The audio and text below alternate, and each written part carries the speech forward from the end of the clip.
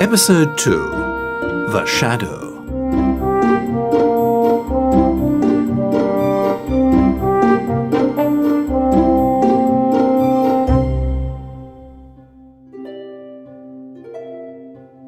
That night was Nana's night off, and she went out.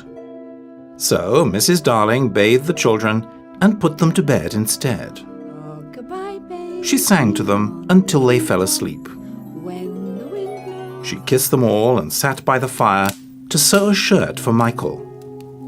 The room was very warm, and soon Mrs. Darling fell asleep in her chair. She dreamed that a strange boy flew out of the Neverland. Then she saw Wendy, Michael, and John. They were in that magical place, the Neverland.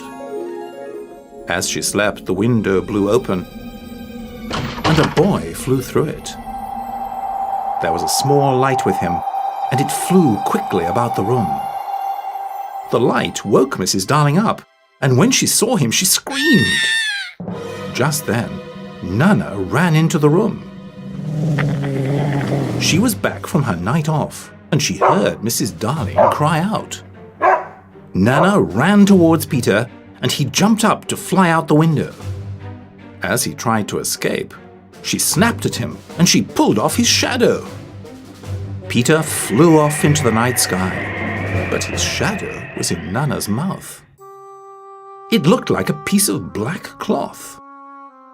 Carefully, Mrs. Darling took the shadow from Nana's mouth. She didn't know what to do with it. She didn't want to show it to Mr. Darling. He might be angry with Nana. She thought about hanging it out of the window for Peter. He might come to get it later. But Mrs. Darling didn't do that, because it looked like a dirty rag, and she was worried what the neighbors might think. She hid the shadow in a drawer in the bedroom, so it would be safe.